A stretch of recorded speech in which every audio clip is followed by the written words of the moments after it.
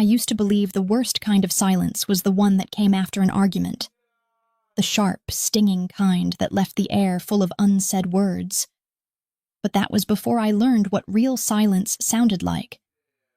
The kind that fills a house where something terrible has just happened. The kind that hums low in your chest, warning you that if you move too loudly, you might wake the monster still hiding in the shadows. The mansion was too quiet that night. Even the air felt heavy, like it knew something I didn't. I remember the way my sneakers squeaked faintly against the marble as I stepped into the grand foyer, my mop bucket rattling against the tiles. The place smelled faintly of smoke and something metallic underneath the scent of cleaning supplies, like pennies, sharp and wrong. I'd been sent here as a last-minute replacement, the kind of job that came with no questions asked and cash paid under the table. The company called me an independent contractor. I called myself desperate. The moment I crossed that threshold, I knew I shouldn't have been there. The lights were dim, just enough to show off the kind of wealth that makes you feel small, the kind of wealth you can't even imagine earning in a lifetime of hard work. Crystal chandeliers, expensive rugs, paintings that probably cost more than my apartment building. But underneath all that beauty, there was something else. A wrongness, a pulse. And then I saw it. A dark, sticky trail across the edge of the white marble, just beside the stairs. At first I thought it was spilled wine, a clumsy mistake from some rich guest after a party. But when I knelt down and touched it, the red smeared across my glove was too thick, too real, too alive. My breath caught somewhere in my throat. It was blood, fresh, still tacky under my fingertips. That was the moment everything in my life shifted.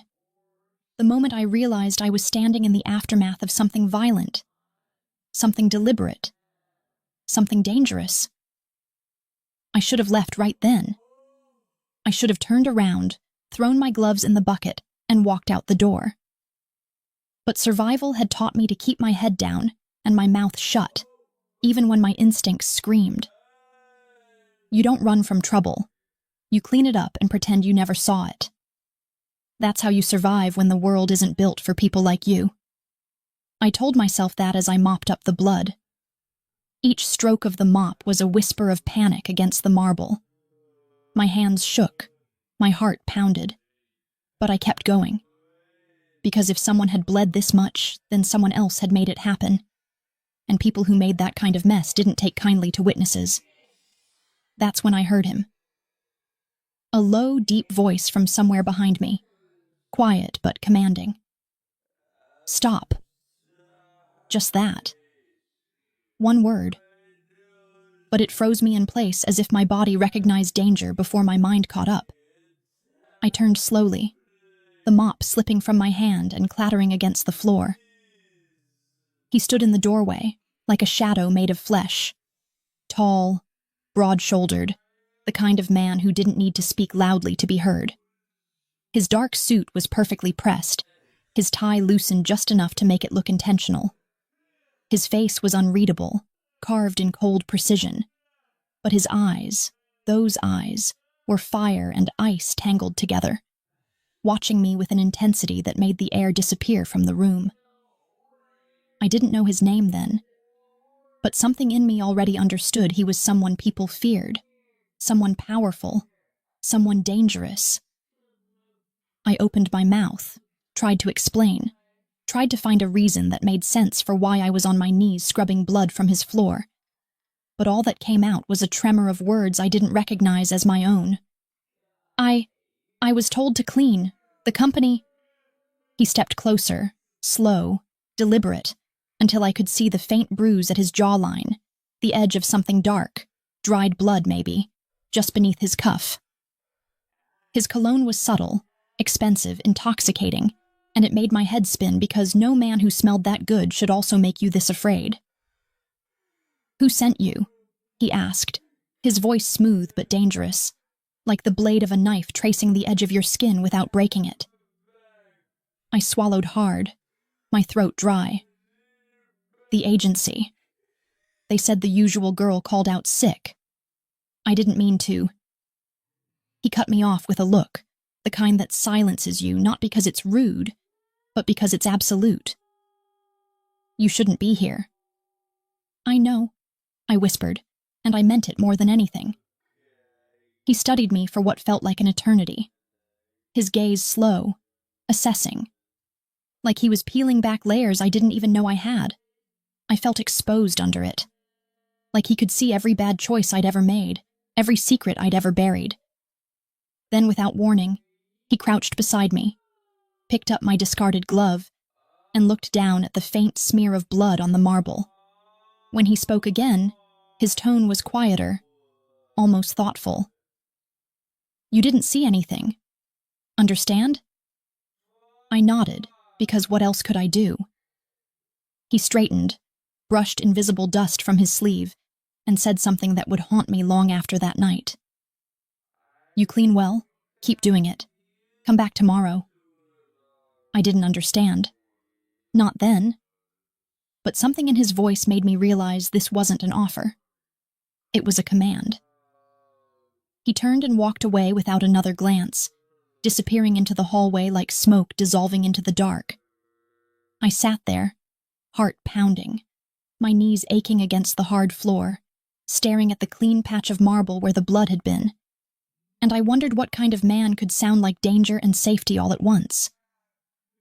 Later, as I packed up my supplies and stepped outside into the cold night, I saw his car waiting at the end of the drive, a sleek black machine that looked more like a threat than transportation.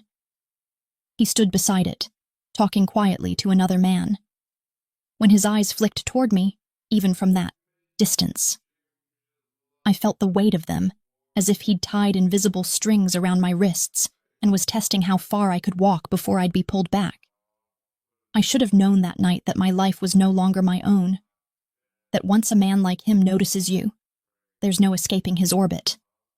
You can pretend you're invisible.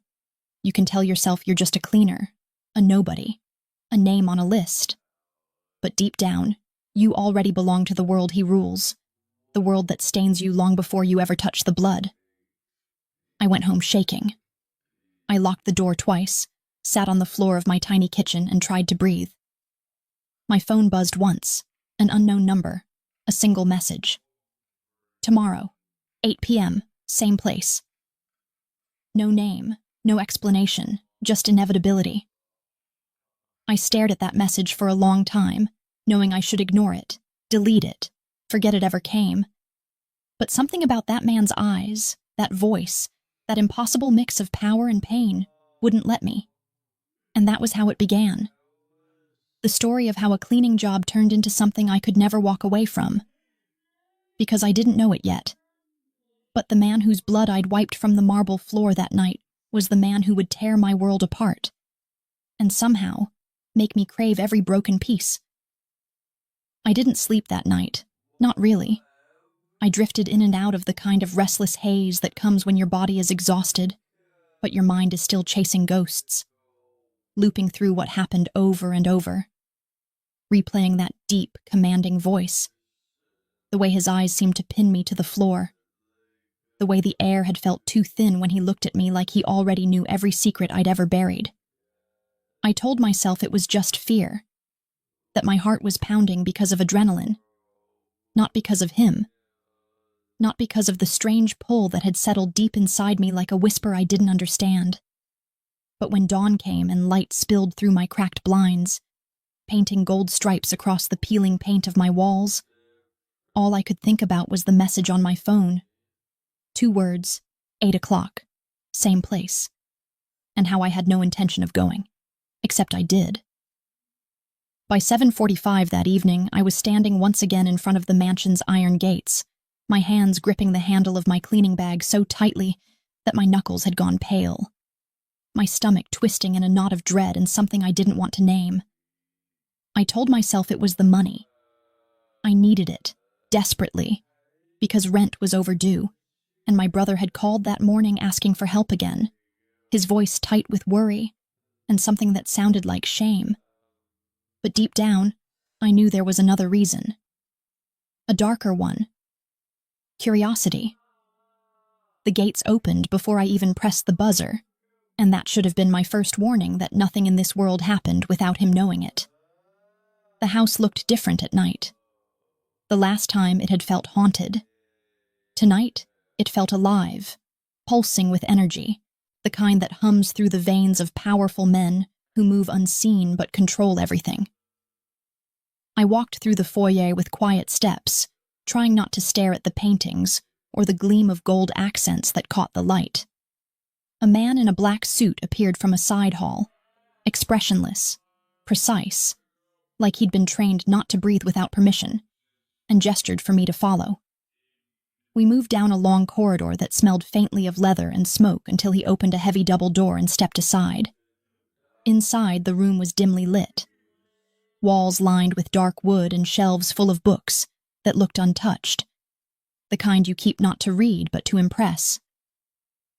The air was warmer here, scented with something faintly musky, expensive, masculine, impossible to ignore.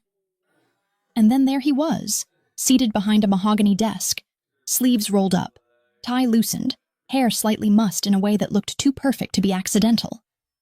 He was signing papers, his pen moving with precise control, and I remember thinking that even the way he wrote felt like a threat. Sharp, deliberate, elegant. When he looked up, it was like being caught in a beam of heat. "You came back," he said, voice low, smooth as whiskey poured over ice. I didn't trust my voice not to betray me, so I just nodded, setting my bag on the floor. He leaned back in his chair, watching me for a long moment that stretched thin and breathless. "Most people don't come back once they've seen what you saw." "I needed the money," I said, because it was easier than telling him the truth, that I hadn't been able to stop thinking about him, that something about his eyes had followed me even in dreams. He smiled faintly, not mocking, not kind either, just dangerous. "Money," he repeated, as if testing the weight of the word. "That's a good reason. Honest." He stood then, and for a moment I thought he might walk past me, but instead he came closer. Close enough that I could see the faint stubble along his jaw, the shadow of exhaustion under his eyes, the kind of beauty that came from something cruel and unstoppable. "What's your name?" he asked quietly. "Lena."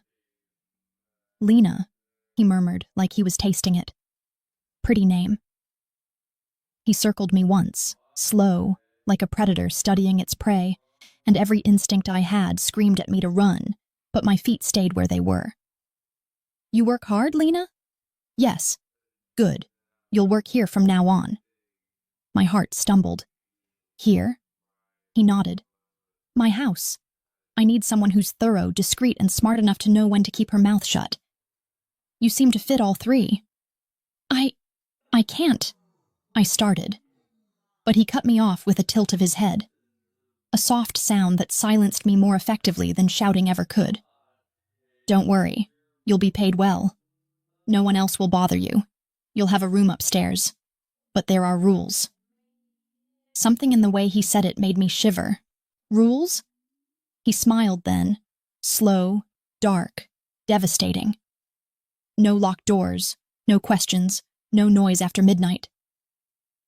The words hung between us, heavy with meaning I didn't understand, and I felt that same pulse of fear and fascination twist tighter inside me. "What happens after midnight?" I asked before I could stop myself. His eyes met mine, and for the first time I saw something flicker there, something sharp, dangerous, almost like amusement. "You don't want to know, Dolcezza."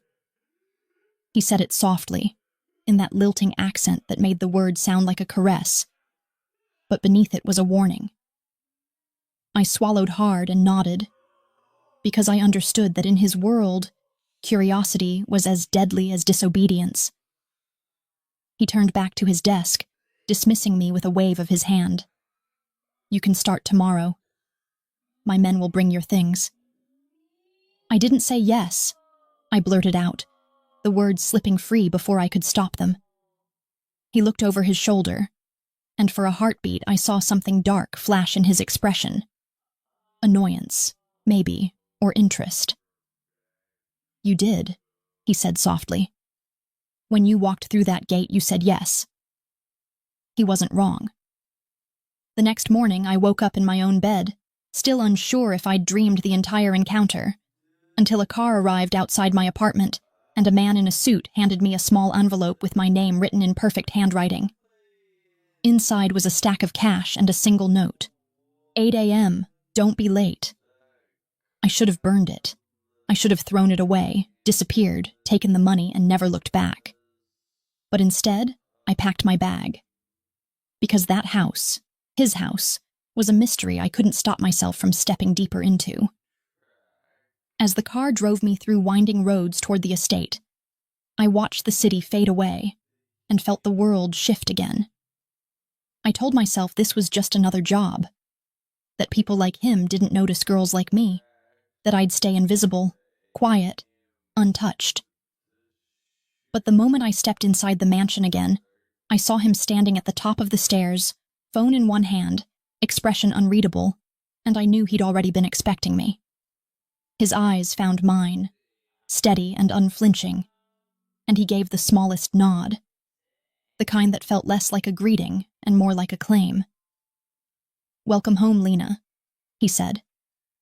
And that was the moment I realized I wasn't walking into a job. I was walking into his world, a world built on secrets and sins, and I could already feel it pulling me under. What I didn't know then, as the doors closed behind me and the locks clicked into place, was that the house had more than one master, and one of them didn't want me there at all. I never realized how big that house truly was until I lived inside it, until the echo of my own footsteps became the only sound I heard for hours at a time, until I started to notice that every hallway seemed to lead to another, every door to another secret, and every silence to another unspoken rule. The mansion was a living thing. It breathed, it remembered, it listened. And sometimes, when I passed the long corridors at night, I swore it was whispering. The first few days were quiet, uneventful almost, but beneath that quiet was a tension I could feel like static against my skin, humming softly, warning me not to get too comfortable. Dante's men moved like shadows through the halls, always polite, always distant, but their eyes never softened, and their presence made the air heavy. They called him Signore Moretti, with a respect that bordered on fear, and though I didn't understand the language they spoke in hushed tones, I didn't have to. Fear, I learned, sounded the same in every tongue. Dante himself was rarely home in the mornings. I'd hear the sound of his car leaving before dawn, the deep growl of an engine fading into the distance, and for hours after that, the house felt suspended, like it was holding its breath until he returned. My job was simple enough: clean, organize, keep everything immaculate. But the truth was, nothing ever seemed to get dirty. The place was too perfect, too controlled, as though even dust feared to settle where he lived. It wasn't cleaning that filled my hours, it was waiting. Sometimes I'd wander through the west wing where the light was softer, golden and fractured through tall windows draped with heavy curtains, and I'd find myself drawn to a particular door near the end of the corridor, a door that was always locked. I didn't know why it fascinated me so much, why it called to me the way it did, but every time I passed it, I felt a chill crawl up my spine. I'd catch myself lingering, fingertips brushing the cool brass handle, and every time I did, one of his men would appear from nowhere, his voice calm but sharp. "That area is off limits, Signorina." It was only later that I learned the truth, that in this house, curiosity wasn't just dangerous, it was unforgivable. On the fourth night, Dante came home early. I was in the kitchen, finishing up, when I heard the low rumble of his voice in the entry hall. There was something magnetic about that sound, the way it carried authority without effort. And before I realized it, I was standing in the doorway, watching him. He was on the phone, jacket off, shirt sleeves rolled up to his forearms, his tie loose like he'd been fighting the day itself. His expression was unreadable, eyes fixed on nothing as he spoke in Italian. Rapid, rhythmic, sharp enough to slice through the air. And though I couldn't understand the words, I could feel the weight of them, the kind of words that made other men obey. When he hung up, his gaze flicked toward me. For a heartbeat, I thought he'd be angry to find me staring, but instead he smiled that faint, dangerous smile that never reached his eyes. Couldn't sleep? I was just finishing the kitchen, I said, my voice too small in the vastness of that house. He nodded, taking a slow step closer. You're doing well here, he said, his tone low, calm, but heavy enough to make my pulse stutter. You follow the rules. I wanted to say something, thank you maybe, but the way he was looking at me made words feel fragile, like glass that would shatter if I tried to use them. He stepped even closer, close enough that I could smell his cologne, something dark and expensive that clung to him like sin. Do you know why I have rules, Lena? He asked softly. I shook my head, unable to look away. Because this house, he said, glancing around as though the walls themselves were listening, is not a home. It's a fortress. Everything that happens here, everything that is said or seen, stays here. The rules keep you safe. They keep me safe. His eyes lingered on mine, and there was something almost gentle in them for a brief, disarming moment before it faded back into that cold calm I was beginning to recognize as his armor. He reached out, his hand brushing my jaw in a gesture so light I might have imagined it. Do you trust me to keep you safe, Piccola? My throat tightened. I didn't know if it was fear or something else entirely that made my voice tremble when I answered, I don't know.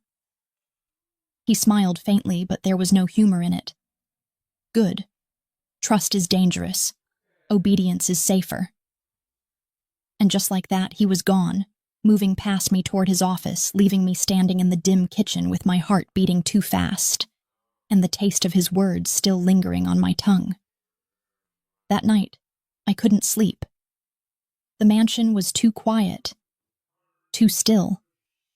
Somewhere beyond my room, a clock ticked softly, marking time in a house that seemed to exist outside of it.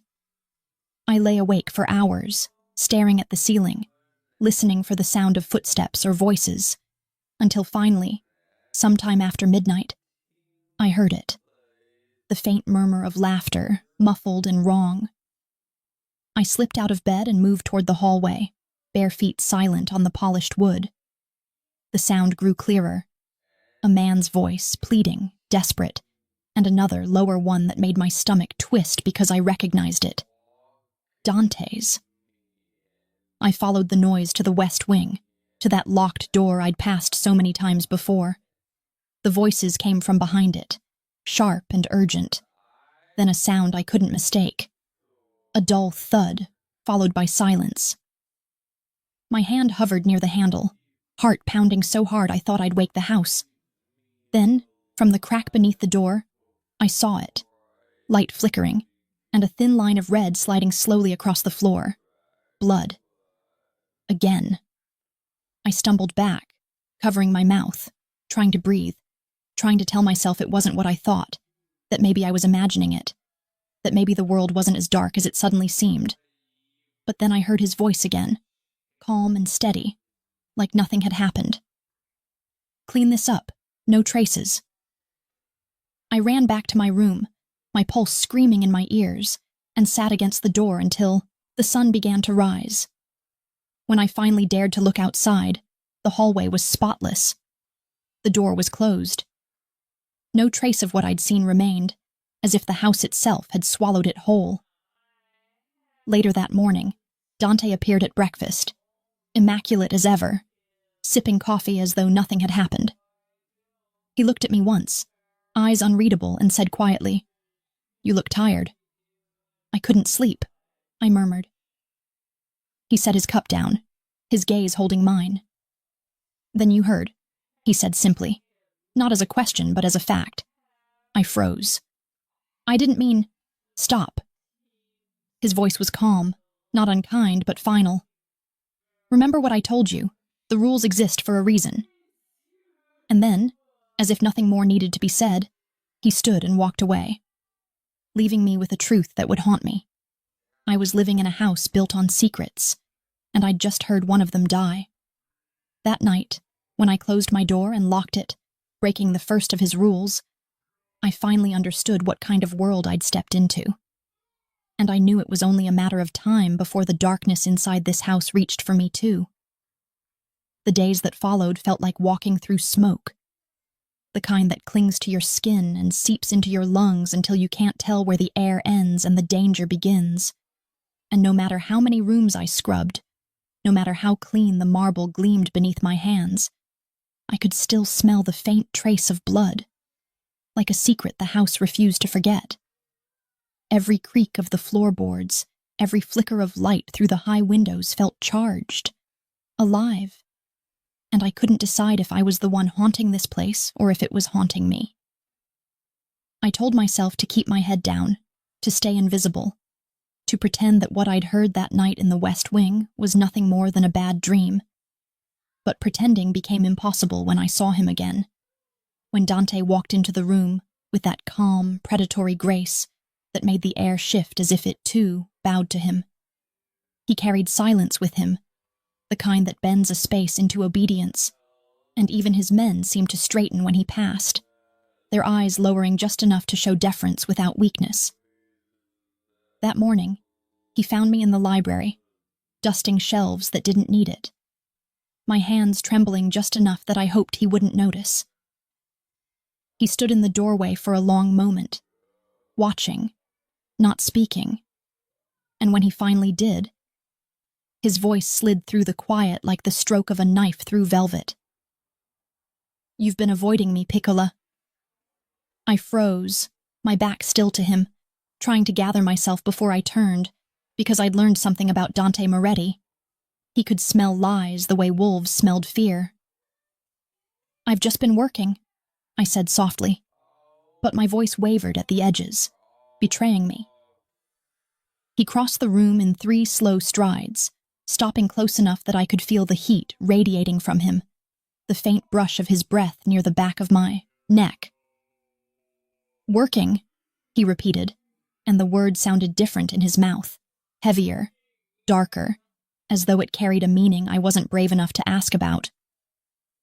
When I turned, my pulse stuttered because his face was so close to mine, too close, and I could see the faint shadow of stubble along his jaw, the tiny scar just beneath his lower lip, the way his eyes weren't just brown but layered with gold, like whiskey catching light.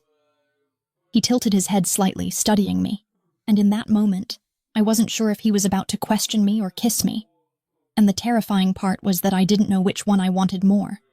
"I heard something I shouldn't have," I whispered finally, because the silence between us had grown too heavy, too dangerous. He didn't react at first, just watched me with that unblinking calm. And then slowly, he reached out, brushing his thumb against my cheek. The touch was light, almost absent, but it sent a shock through me so sharp I forgot how to breathe. "And yet you're still here," he murmured, voice low enough to feel rather than hear. "Why?" I didn't have an answer, not one that would make sense to either of us. I should have told him I stayed because I needed the money, because leaving meant danger, because something about the way he looked at me made it impossible to run. But instead I said nothing, because the truth was more complicated. I stayed because I couldn't stop thinking about him, because fear had started to taste too much like fascination. He smiled then, a small, knowing curve of his lips that wasn't kindness at all, but something else. Something that said he'd already figured out what I couldn't say. "You should be afraid of me, Lena," he said softly. "I am," I whispered, and the words felt like a confession. "Good," he murmured, his hand lingering at the side of my face, his fingers tracing the line of my jaw. "Fear keeps you alive, but don't mistake it for safety." He stepped back then, the spell breaking as suddenly as it began, and I felt the cold rush in where his warmth had been. "Go upstairs," he said, his tone returning to that calm authority I was learning to recognize as final. "Get some rest. You look tired." I wanted to argue, to ask what he wanted from me, why he kept circling closer only to pull away, but his expression left no room for questions. I nodded and turned toward the door, my heart pounding so hard it drowned out everything else. But before I could leave, his voice stopped me again. "Lena." I turned back, and he was still watching me. But this time his gaze had softened, just a fraction, enough to make it dangerous. "Don't go near the West Wing again," he said. "If you value your life, stay out." He didn't wait for me to answer. He simply turned away, and I walked out with my mind spinning and my pulse still echoing his touch. That night I dreamt of him, of his hands, of his voice, of the way his eyes seemed to strip away the walls I'd spent years building to protect myself from men like him. And when I woke in the darkness, breathless and trembling, I knew it wasn't just fear anymore. It was something deeper, heavier, something I didn't want to name because naming it would make it real. The next morning, the house was buzzing with quiet tension. Men came and went through the front hall, carrying files and whispers. I caught fragments of their words: shipment, territory, betrayal, but none of it made sense to me. Dante was gone, and his absence felt like the air itself had thickened, pressing down on everyone inside those walls. By noon, I found myself wandering again, cleaning for the sake of motion, because stillness meant thinking, and thinking meant danger. I ended up in the sunroom, surrounded by glass and light, when I saw it. His coat, draped carelessly across the back of a chair. It was heavy, expensive, the kind of fabric that felt wrong beneath my fingertips, too rich for hands like mine, and yet I couldn't help it. I reached out, brushing the edge of it with trembling fingers, imagining for one foolish heartbeat what it would feel like to belong in a world where people wore things like this, where people like him existed without needing to destroy everything they touched. "Does it suit you?" I spun around, startled, and there he was, standing in the doorway, watching me with that faint amusement that never reached his eyes. "I wasn't touching my things," he finished for me, stepping closer. "You were." "I'm sorry, I was just curious." He nodded, his tone neither angry nor kind. Curiosity again. He walked toward me slowly, every step deliberate, and when he stopped in front of me, he reached out and took my wrist, his touch firm but not painful, his fingers circling the delicate bones like he was testing how fragile I might be. "You keep testing the limits, Lena," he said, his voice low, almost thoughtful. "Do you know what happens to people who test me?" I swallowed hard, shaking my head, unable to look away from his eyes. "They either learn," he said softly, "or they burn." And then he let me go, the ghost of his touch still imprinted on my skin, his words sinking deep enough that I knew I'd never forget them. That night, when I stood at my window watching the dark stretch across the fields, I couldn't tell if I was afraid of him or of myself, because every time he came near, something inside me shifted. Something dangerous and alive. Something that wanted to reach for him even when I knew better. And when I finally closed my eyes, I realized that the sound I'd been hearing outside my door wasn't just the house settling. It was footsteps, slow and steady, moving past my room and stopping just long enough that I knew he was there, listening. The next morning, when I woke, there was a single white rose on my nightstand, its petals perfect, its stem cut short, and beside it, a note written in that same sharp, elegant handwriting. "Fear keeps you alive, but I'm starting to wonder what you'd look like without it." I stared at the words until the ink blurred, and my pulse matched the rhythm of my breath. And for the first time, I realized the truth. He wasn't just testing me. He was teaching me what it meant to be owned. There are moments in life when the world tilts just slightly, almost imperceptibly, but enough that you know nothing will ever feel straight again. And living in that house, under Dante Moretti's roof, meant existing in a constant state of that tilt, caught between fascination and fear, desire and danger, truth and the lies I kept telling myself to survive. Days melted into each other like candle wax dripping down the same scarred holder. Beautiful at first, but then hardening into something heavy, something permanent. And each one carried a tension I couldn't name but could feel deep in my bones, humming quietly beneath every breath I took. The mornings always began the same way. The sound of footsteps in the hall, the muted murmur of men speaking in low Italian, the smell of espresso and tobacco trailing faintly through the corridors like ghosts of another life I didn't belong to. Dante would usually be gone before I even left my room, his absence leaving the air hollow, the house quieter, but never safer. He had a way of filling a space even when he wasn't in it, of leaving pieces of himself behind like shadows clinging to the walls. I told myself I was fine, that I could handle the unease that came with living in his world, that if I just kept my head down, kept cleaning, kept obeying the rules, I'd stay invisible. But invisibility is a myth when someone like Dante has already decided you're worth watching. That morning, I found something that changed everything. I'd been sent to clean the study on the second floor, the one lined with books I doubted he'd ever read, and windows that overlooked the long drive leading to the iron gates. The air in that room was always colder, maybe because of the marble floors, or maybe because of what that room held, a sense of calculation, of control. It was the only room where Dante allowed no one but me to clean. And though I told myself it was because he trusted me, a part of me knew it was because he wanted to see if I'd follow the rules even when he wasn't watching. I started dusting the desk first, careful not to disturb the neat stacks of papers or the silver pen set that gleamed under the faint light. Everything about Dante was precise. His handwriting, his organization, even the way his objects seemed to know where they belonged.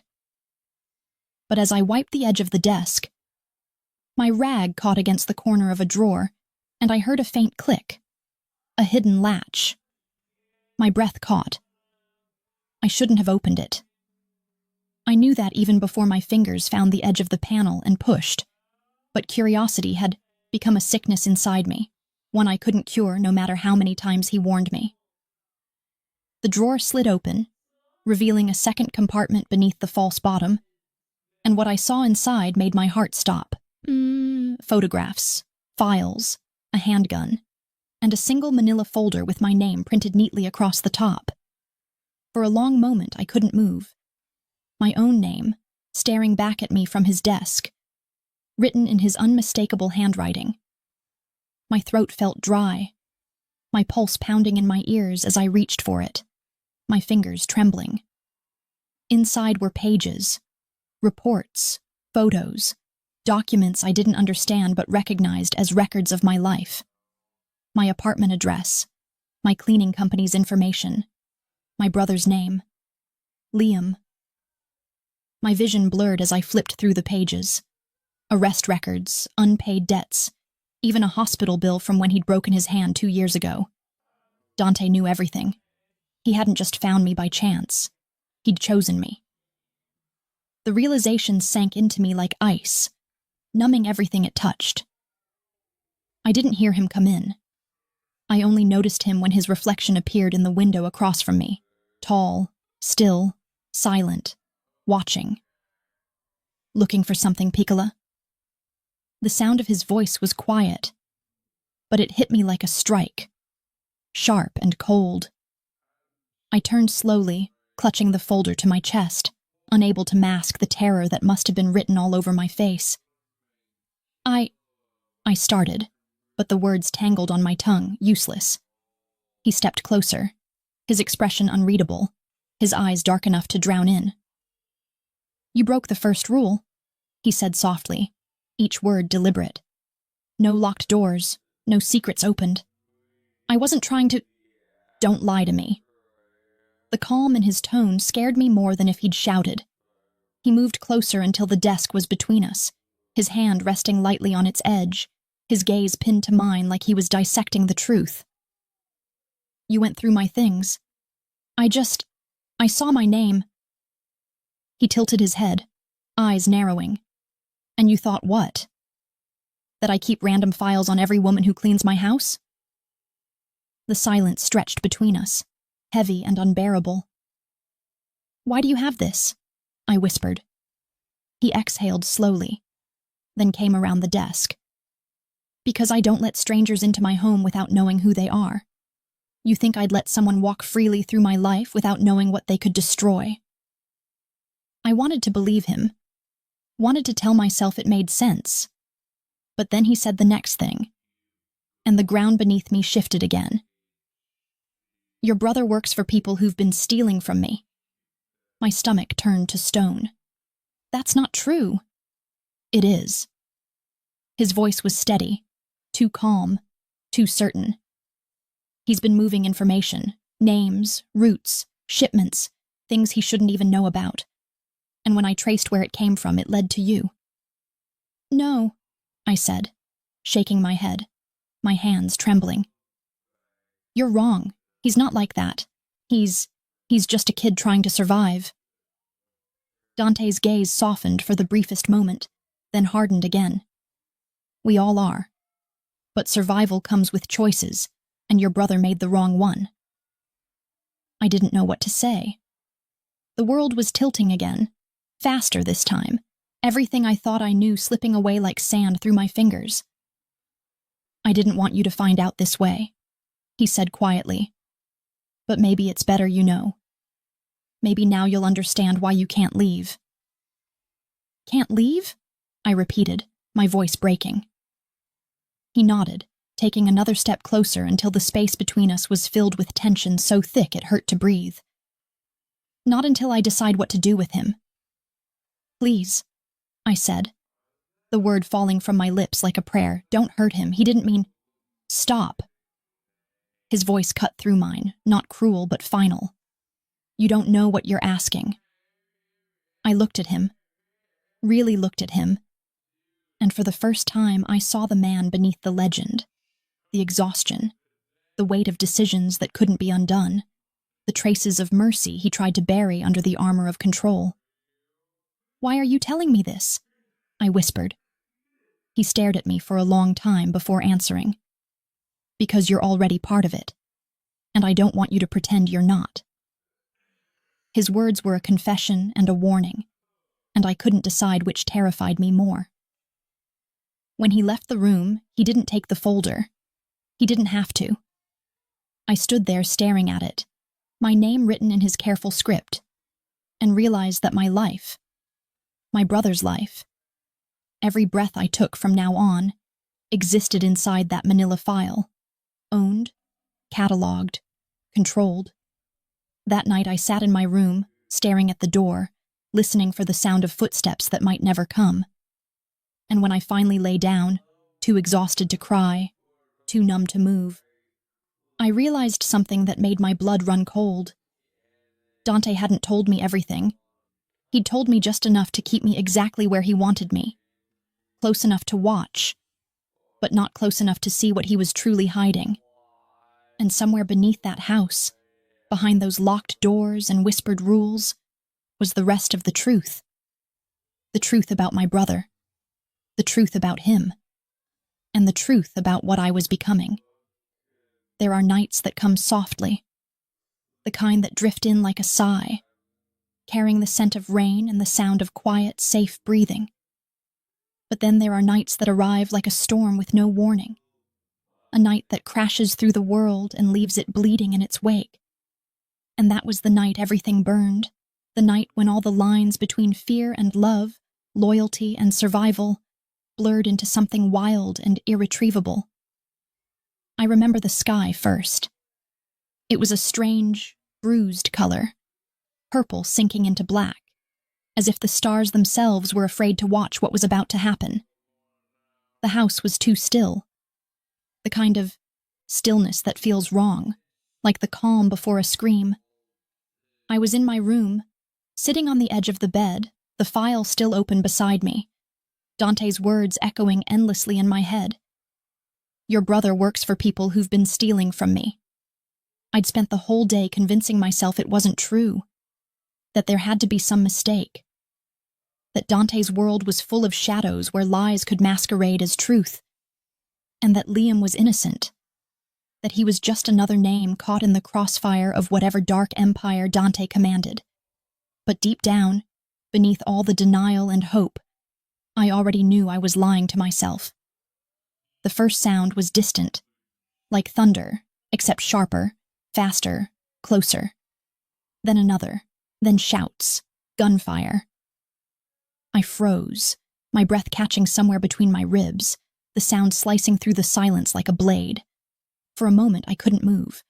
The walls seemed to pulse with noise, footsteps pounding against the floors below, the heavy thud of doors slamming, men shouting orders in Italian, voices sharp and frantic.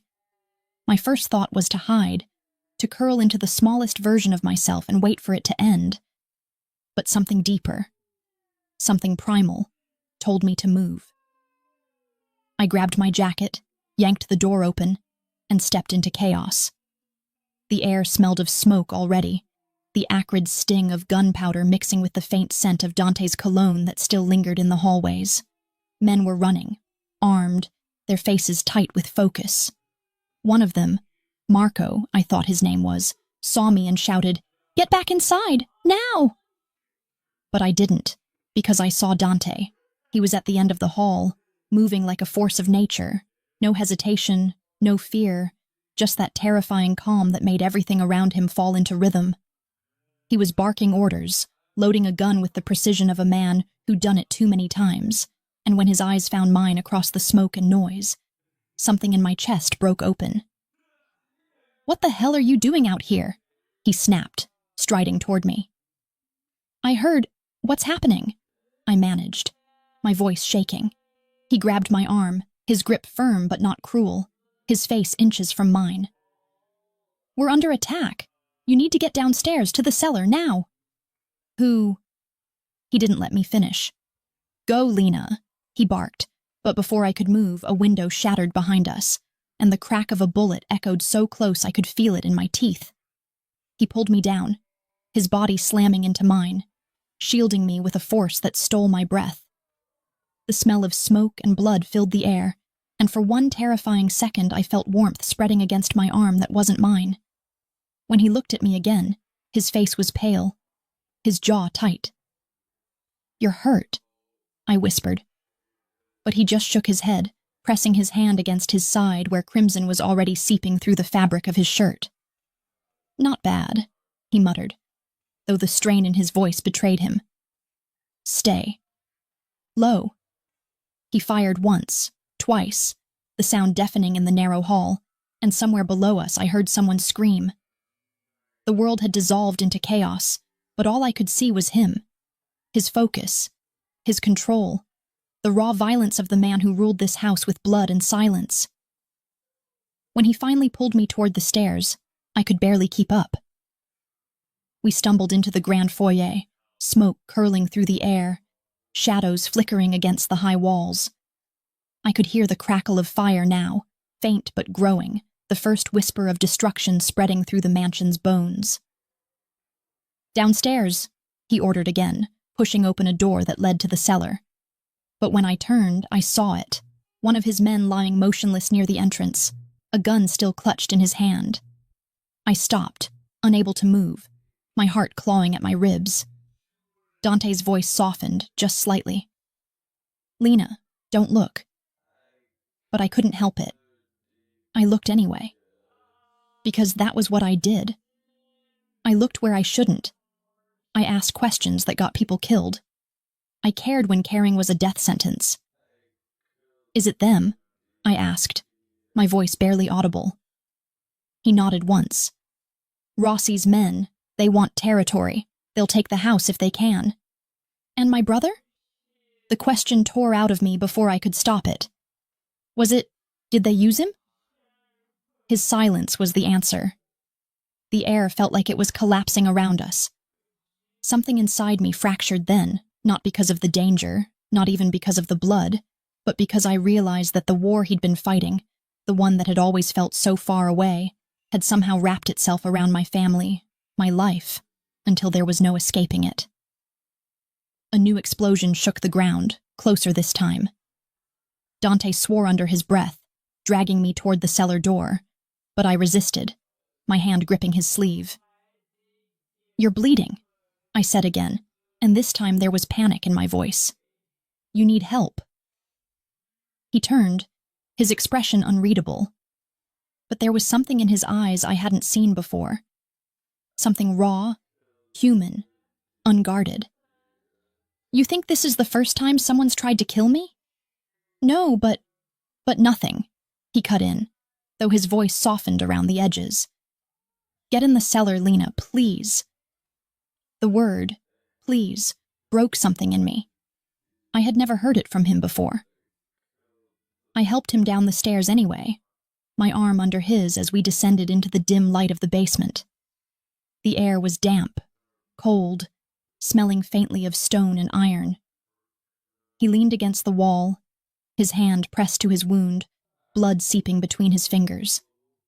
When I tried to pull away, he caught my wrist, his grip weak but still commanding. "Don't go up there," he said, his voice barely a whisper now. "Whatever happens, stay here." "I can't just—" "You can." His eyes locked on mine, fierce even through the pain. "You're not part of this. You shouldn't have been. I tried to keep you safe."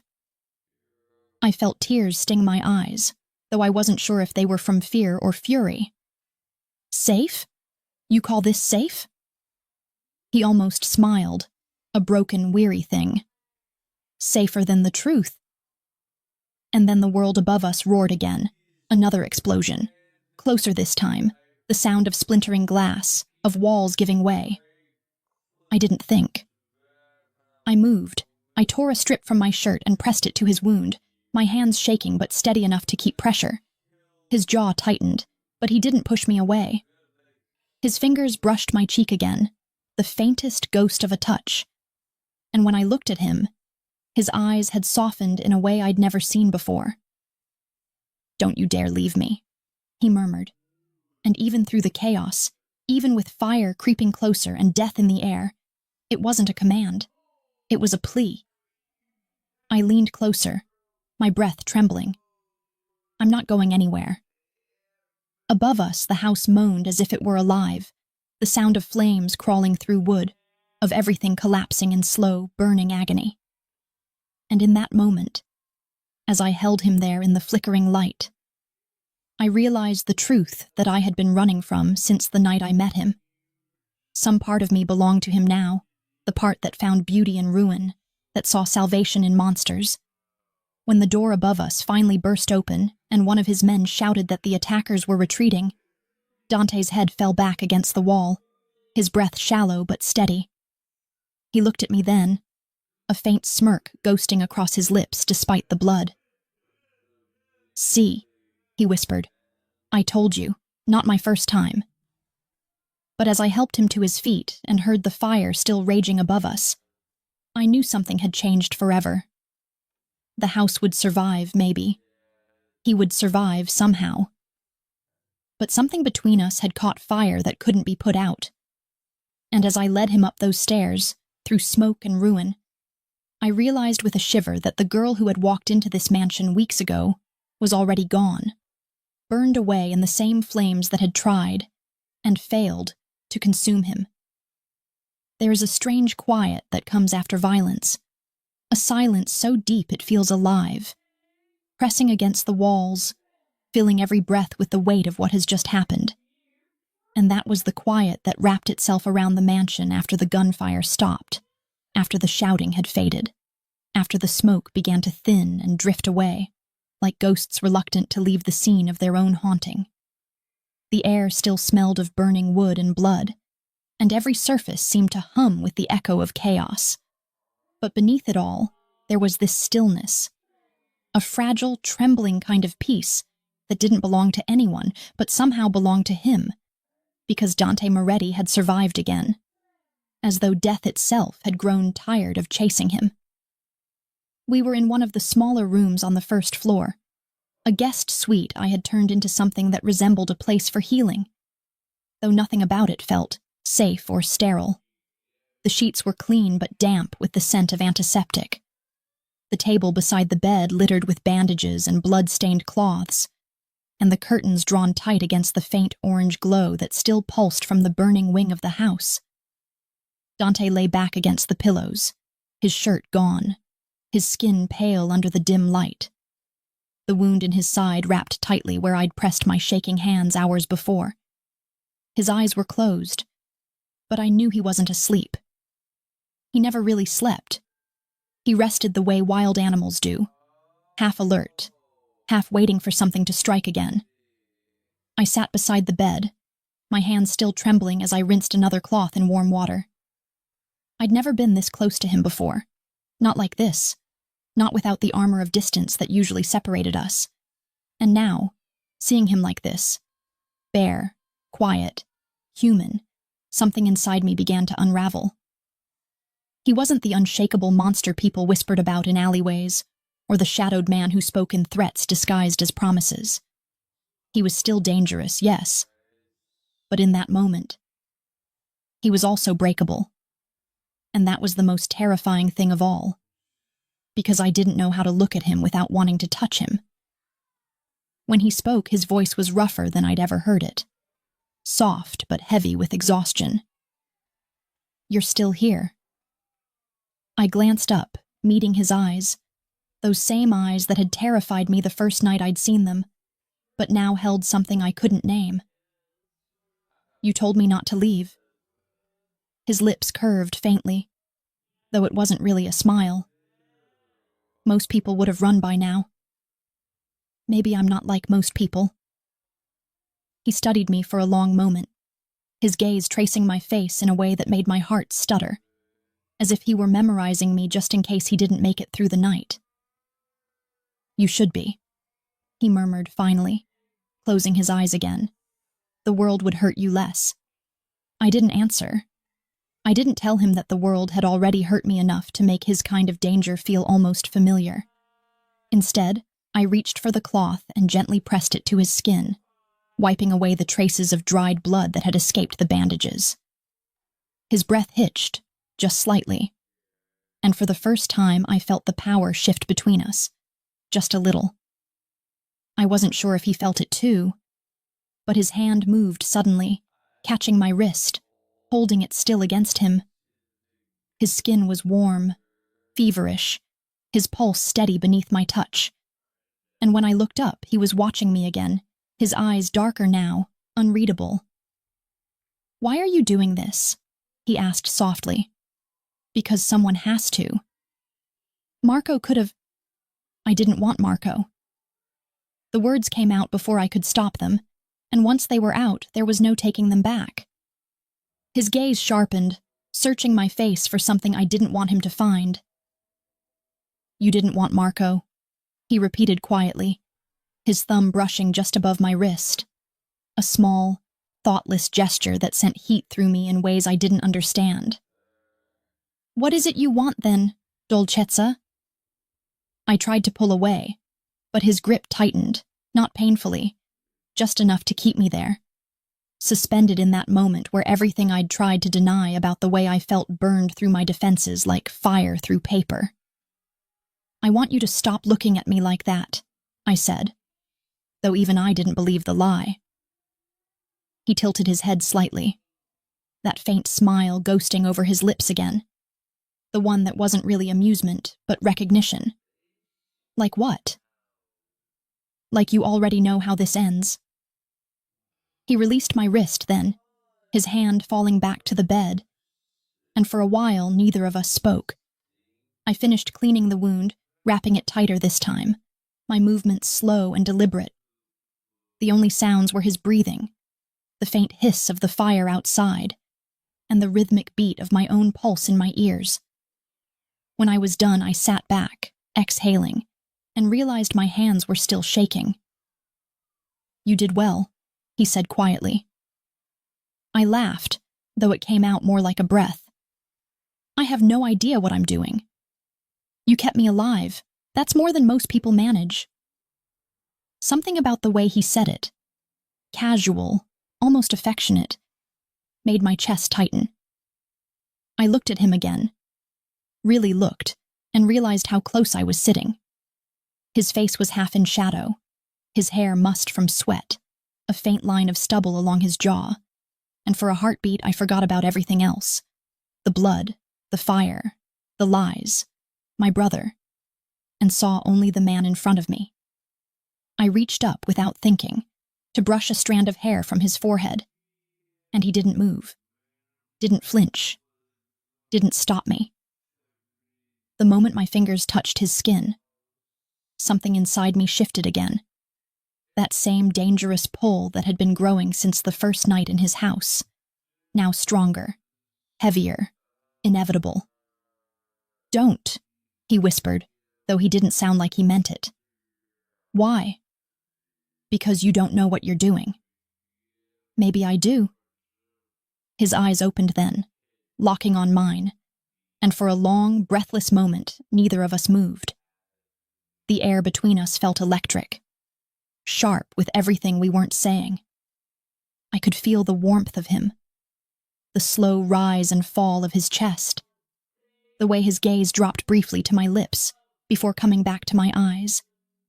And then, very slowly, he lifted his hand, tracing the back of his fingers along my jaw, the touch so light it felt like a confession. "You don't belong in my world," he said, his voice low, rough, almost pleading. "Maybe I already do." He exhaled, a sound caught somewhere between a sigh and a curse, and then his hand slid to the back of my neck, pulling me closer until our foreheads touched. His breath mingled with mine, and I could feel the war inside him, the way his control frayed just enough to let me see the man behind the mask. "I'll destroy you," he whispered, his voice shaking just slightly, the first crack I'd ever heard in it. "Then do it gently," I breathed, and that was the moment he kissed me. It wasn't gentle. It wasn't sweet. It was desperate. Raw. A collision of everything we'd been holding back, everything that had been burning between us since the night I found blood on his floor. His hand tangled in my hair, mine fisted in his sheets, and for that heartbeat, the world outside didn't exist. The fire, the violence, the truth, they were gone. There was only him. When he finally pulled away, his breath ragged, his forehead still against mine, he whispered, "You should hate me for this." "Maybe I will," I said, my voice barely a whisper. "But not tonight." He laughed then softly, the sound low and broken, like someone remembering what it felt like to be alive. I stayed beside him until dawn, neither of us speaking again. The fire outside had finally died, leaving only smoke and silence. And as the first light crept through the curtains, I realized that something else had burned that night too.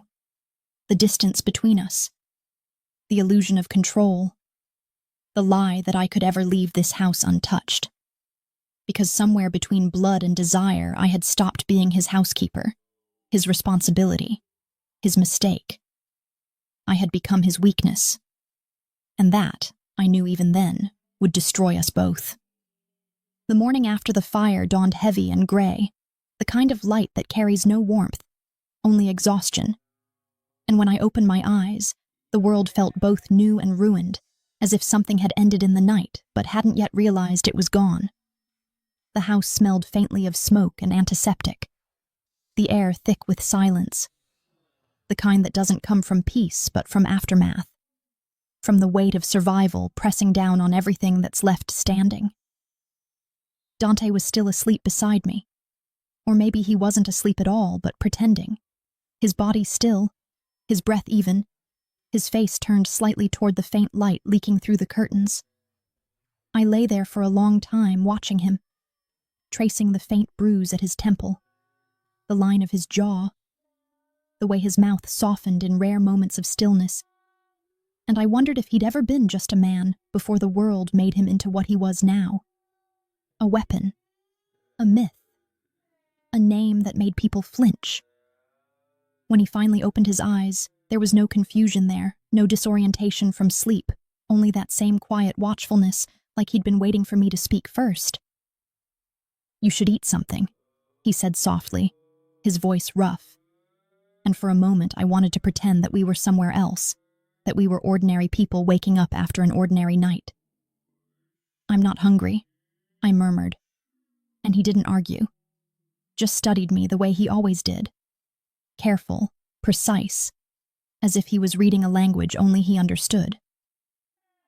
"You didn't sleep," he said, and I almost laughed because it wasn't a question. "You're thinking about what I told you," he added after a moment. And that time it wasn't a guess.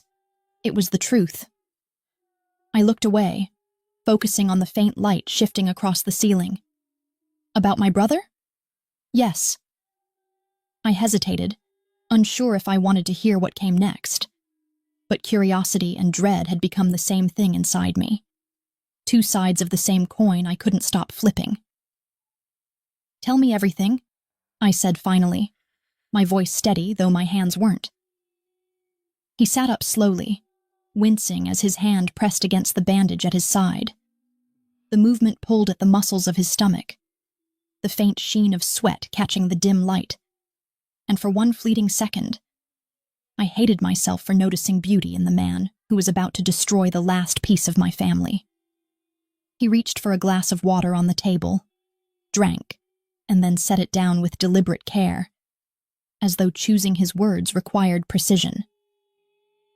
"Your brother," he began, his tone quiet but unflinching, "worked for a man named Gianni Rossi. You've heard the name before, yes?" I nodded. Rossi was the name whispered through the house in the dark corners, where I wasn't supposed to listen. The rival family, the ones who had sent bullets through the windows, the ones who wanted everything Dante controlled. "He wasn't one of Rossi's men," Dante continued. "Not at first. He was desperate, and desperate men are easy to buy. He started small, running messages, handling deliveries, pretending he didn't know what was inside the boxes. Then he got deeper. Money does that. It makes you believe you're still innocent even as you start bleeding for it."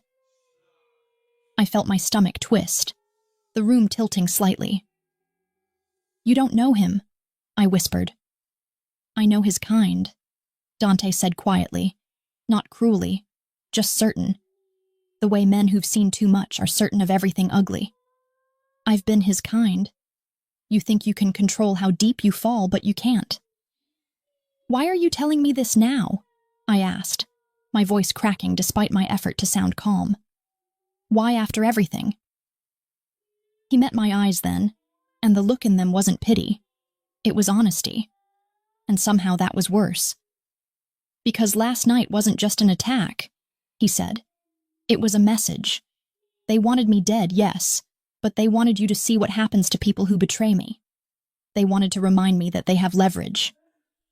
"I don't understand," I said, though part of me already did. "They have your brother, Lena." The words hit like a blade slipping between my ribs, slow and precise. "No," I said immediately, shaking my head, my voice breaking. "No, he wouldn't. He wouldn't go to them." "He already did," Dante said quietly. "And now they're using him. They know what you mean to me." "What I mean to you," I repeated, my voice rising, trembling. "What does that even mean? You don't even know me." He leaned forward. Then, his voice low, steady, the kind that could command armies and confessions all at once. "You think I don't? You think I haven't been watching you since the day you walked into my house? Every word, every silence, every time you flinched when you heard my voice. I know you, Lena. And they do too. They took him because they knew it would hurt you. Because they knew hurting you would hurt me." I didn't want to believe him, but the truth was already unraveling inside me, pulling apart the thin fabric of denial I'd been clinging to since the moment I found that folder. I wanted to hate him for it, for being right, for making me see what I didn't want to see, but I couldn't. Because even now, even after all of it, part of me still wanted to trust him. "What are you going to do?" I asked finally, my voice small, almost childlike. He looked away then, his jaw tightening, his hand curling into a fist against his thigh. "I'm going to get him back," he said, "because they crossed a line. But when I do, when I find him, you need to understand something." "What?" "If what I find proves what I already know, if he's been feeding them information, if he's the reason my men are dead and my house is burning, I won't be merciful." The words dropped into the silence like stones, and for a long moment I couldn't breathe.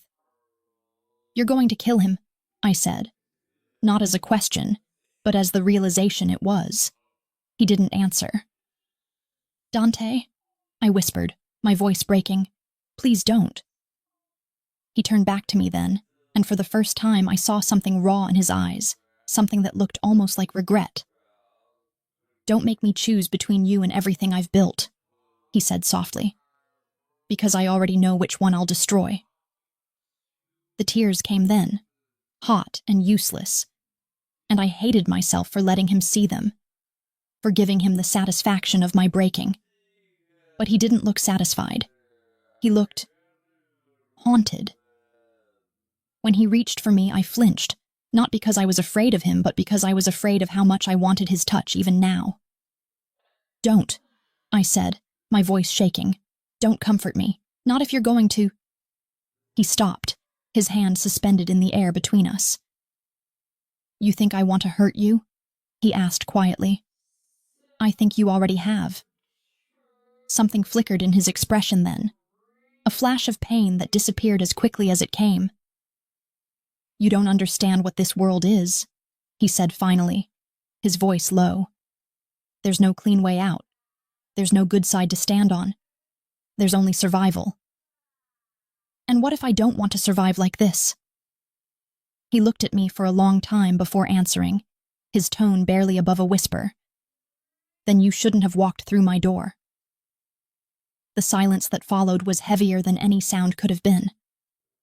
He stood slowly, wincing as he adjusted his bandage, and when he reached the door, he paused, his back to me. "I'm leaving at dawn," he said. "If you want to see your brother again, stay here. If you leave, I can't protect you." I wanted to scream, to beg, to hit him, to say anything that might undo the inevitability in his voice, but the words died on my tongue. When he was gone, the room felt colder, emptier, like the air itself had thinned. I sank to the floor beside the bed, pressing my hands to my face, and for the first time I let myself break completely. The sun hadn't risen yet, but I could already see the faint light bleeding through the cracks in the curtains, the world moving forward whether I wanted it to or not. And as I sat there, surrounded by the remnants of everything I thought I knew, I realized something with terrifying clarity. No matter what Dante found, no matter what truth waited out there in the gray dawn, I was already part of his world, and there was no way back. The night before he left, I didn't sleep. I couldn't. Every time I closed my eyes, I saw my brother's face, the way he'd looked the last time I saw him. Defiant but exhausted, always trying to protect me even when I didn't need it, even when it broke him to do it. And then I saw Dante, his expression carved from stone, his voice low and final as he said those words that had been burning in my chest ever since. "Don't make me choose between you and everything I've built." Because deep down, I already knew the truth. Dante Moretti never chose mercy when vengeance was on the table, and yet some part of me still wanted to believe that I could reach him, that I could find some sliver of the man I had seen in the quiet moments between the violence, the man who looked at me like I wasn't just another pawn in his empire of blood. The hours bled together in silence, the house still recovering from the chaos of the attack, and I wandered through its wounded halls like a ghost, my bare feet silent against the marble that had once gleamed but now carried faint traces of soot and ash. The walls still smelled faintly of smoke, the air thick with the memory of fire, and every creak felt like a heartbeat, A reminder that the house, like me, had survived, but not without scars. When dawn came, the world outside was muted, gray and fragile, as though the sky itself feared what the day would bring. I found Dante in the front hall, dressed in black, his shirt buttoned to the throat, the bandage beneath it hidden but not forgotten. His men stood near the door, armed, waiting, silent. He looked up when he heard me, and for a moment something flickered across his face. A shadow of softness, of regret. But it vanished before I could name it. "You shouldn't be up," he said quietly, and his voice was almost gentle, but the steel beneath it was unmistakable. "I couldn't sleep." He nodded once, adjusting his cufflinks, his movements precise, practiced. "Stay inside today, if anything happens." "I'm coming with you," I said, cutting him off, and the words came out firmer than I expected, steadier than I felt. He stopped, his hand frozen mid-motion, and looked at me with an expression I couldn't read. "No," he said finally, softly but with an authority that left no room for argument. "Dante, please," I began, stepping closer. "He's my brother. I can't just sit here while you—" "While I what?" he interrupted, his tone suddenly sharp, his patience thinning. "While I clean up the mess he made? While I finish what he started?" The words hit me like a slap, and for a moment I just stared at him, my throat too tight to speak. "You don't even know if he's guilty," I whispered finally. "I know enough." "No," I said, my voice rising despite the tremor in it. "You know what people told you. You know what your files say. You don't know him." He exhaled slowly, the faintest hint of weariness in the sound. And when he looked at me again, his eyes were darker, colder. "And you don't know what he's done," he said, his voice low and dangerous. "You think this is about money, about some small betrayal? It's not. It's blood. My men died because of him. My home burned because of him." I shook my head, stepping back, my heart pounding. "You don't have proof." His lips twitched, not in amusement but something closer to pity. "I don't need proof. I have instinct. And instinct has kept me alive long enough to know when someone's lying to me." "Then you should know I'm not." He stared at me for a long time, and the silence between us was unbearable. When he finally spoke again, his tone was quiet, almost tender, and that made it worse. "Stay here, Lena. Don't make me worry about you." And then he was gone. The sound of engines filled the air a few minutes later, low and distant, like thunder fading into the horizon. I stood at the window and watched the black convoy disappear down the long drive, my hands pressed against the glass, my reflection pale and hollow staring back at me. And I knew in that instant that I couldn't stay. Because if I did, I'd lose both of them. I didn't have a plan, not really. Just desperation and fear and a kind of reckless hope that made no sense but refused to die. I stole one of the smaller cars from the garage, one of the ones his men used for errands, and drove with shaking hands, following the path I'd seen on one of the maps in his study, the one marked with red circles and arrows. It led out of the city, into the hills, to an abandoned factory that looked like it had been built for secrets. By the time I got there, the air was heavy with smoke again, though this time it wasn't from fire but from gunpowder, the kind that clings to your skin and crawls into your lungs. I parked the car far enough away to stay hidden, but close enough to hear the faint echo of shouting carried on the wind. They were already inside. I moved carefully, keeping low, my heart pounding so hard I could feel it in my throat. The building loomed ahead, its windows shattered, its walls cracked and rusted, and every step I took echoed like a betrayal. Inside, the air was thick with tension and dust. I could hear Dante's voice, calm and cold, cutting through the noise like a blade. "You think you can take from me and walk away?" he said, his tone deadly quiet. And then another voice. Broken. Familiar. Terrified. I didn't have a choice. Liam. The sound of my brother's voice hit me like a shock, and for a moment my vision blurred. I crept closer, my fingers gripping the edge of a broken wall, peering through the gap. Dante stood in the center of the room, gun in hand, his men flanking him. Liam was on his knees, his hands bound, his face pale and bruised, his eyes wide with fear. Please, Liam was saying, his voice shaking. They said they'd kill her if I didn't help them, if I didn't give them what they wanted. I didn't mean for it to go this far.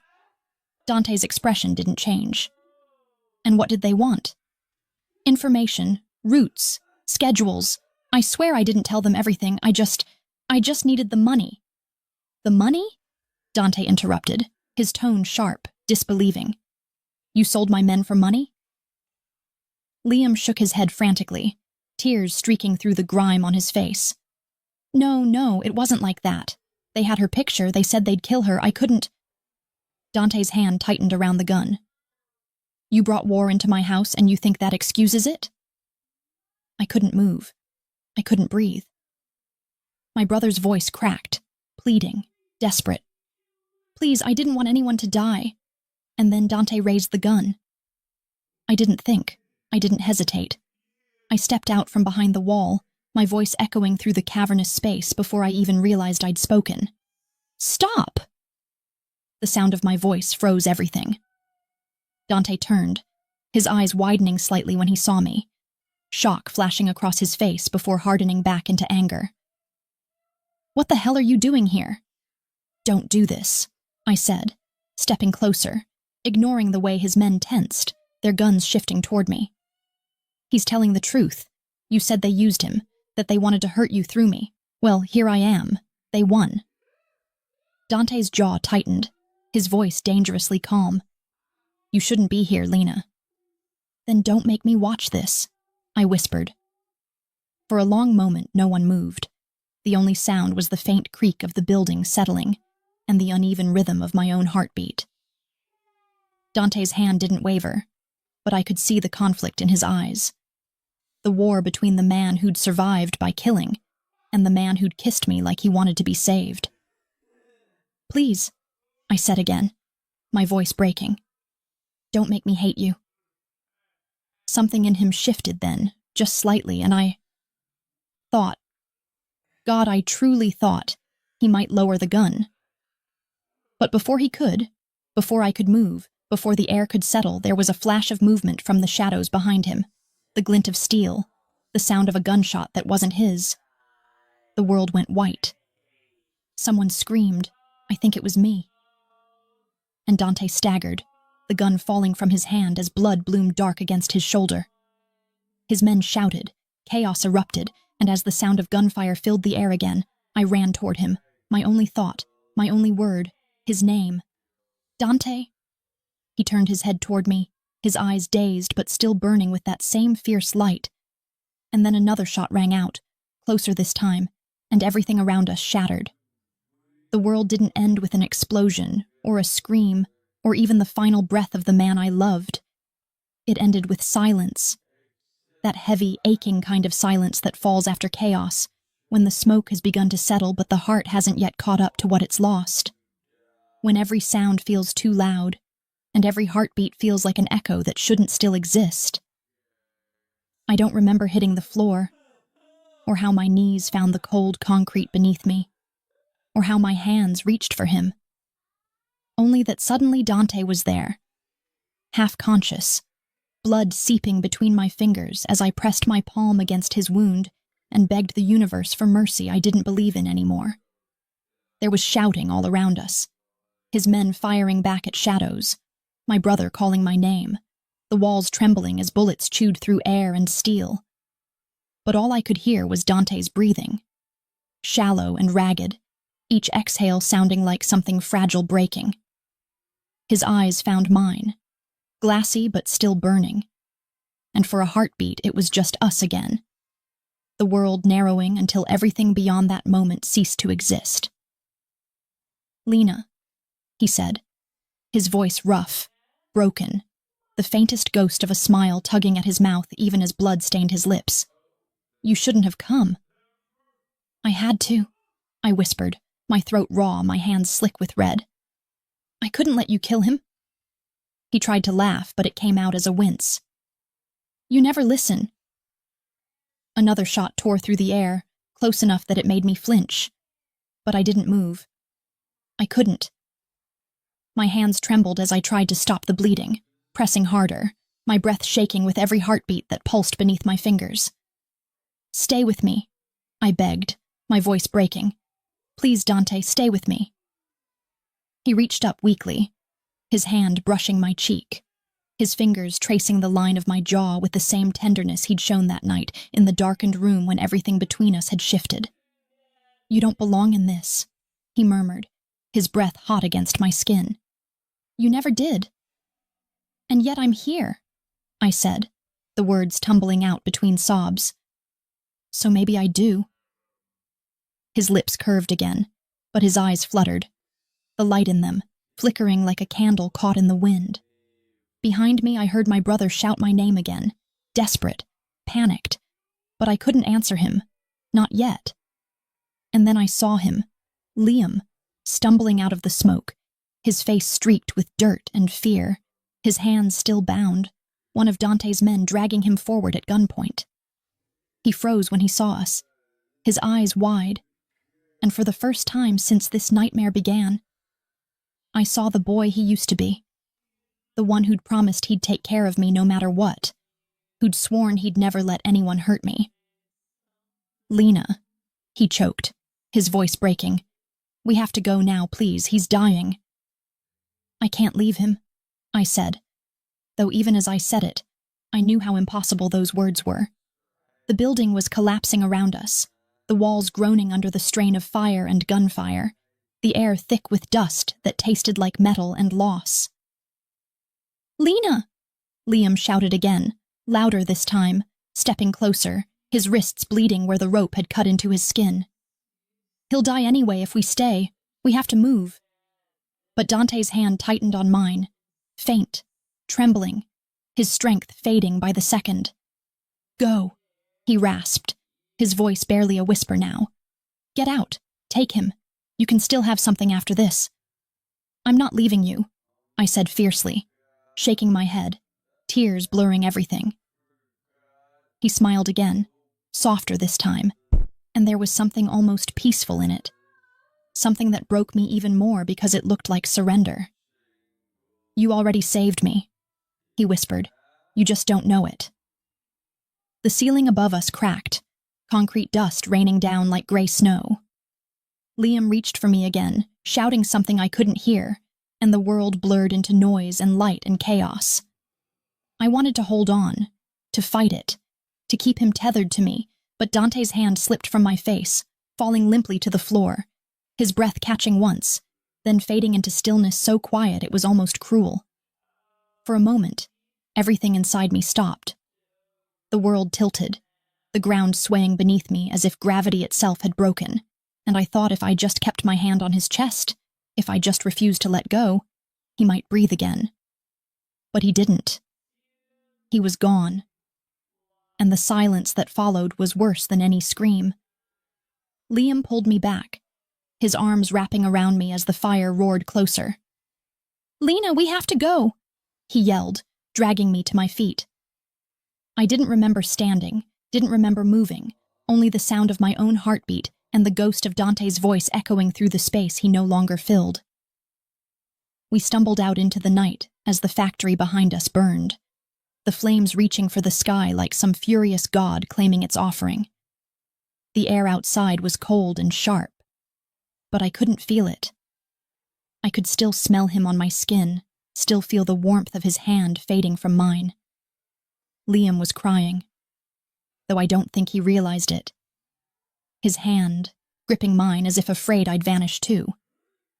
"I didn't mean for this," he kept saying over and over, his voice breaking. "I didn't mean for any of this." I didn't answer. There was nothing left to say. We watched the building collapse, the roar of the fire swallowing the last of the night. and I thought of all the things Dante had been. The monster, the savior, the man who had taught me what it meant to be seen and destroyed in the same breath. And I wondered if this was what he'd wanted all along, an ending written in fire, the only kind of purity a man like him could ever have. The sirens came eventually, red and blue lights cutting through the smoke, men shouting, hands pulling us away from the wreckage, questions I couldn't hear or answer. They took Liam away first, their voices sharp, their faces cold, and I let them, because I couldn't fight anymore, not for him, not for anyone. When they asked who he was, the man in the fire, I told them I didn't know. Because how could I explain Dante Moretti in words that would make sense to anyone who hadn't been touched by his darkness, by his light? How could I tell them that he wasn't a hero? But he wasn't a villain either. That he was something else entirely. Something that lived in the space between love and ruin? Days passed, though I measured them only in silence. The house was gone, the men scattered, the world moving on as it always does, indifferent to the holes people leave behind. I buried him myself, quietly, in the hills outside the city, where the wind never stops moving. Because he'd told me once that he didn't believe in heaven or hell, only in what people leave behind, and I wanted to leave him somewhere the world couldn't reach. Sometimes, at night, I still hear his voice. Not the words, but the tone, the low hum of it, steady, commanding, dangerous and tender all at once. And I wonder if that's what love really is in the end. Not salvation, not safety, but the echo of something you can't forget, even when it's gone. My brother lives now with the weight of what he did, and I live with the weight of what I lost. We don't talk about that night. We can't. There are some truths that can't survive the light. But sometimes, when the wind catches just right and the city glows gold in the distance, I think I see him there, in the shape of shadows moving through the fog, in the glint of dark glass under the sun, in the quiet that follows after pain. And I imagine him saying my name the way he used to, low and reverent, like a prayer. And maybe that's the cruelest thing about love. The way it doesn't end when the person does, the way it lingers like smoke in your lungs, impossible to breathe, impossible to let go. Because even now, long after the ashes have cooled, long after the fire has gone out, I still feel him in every heartbeat. And sometimes, when I close my eyes, I swear I can still taste the gunpowder on the air and hear his voice whispering against my skin. You shouldn't have walked through my door.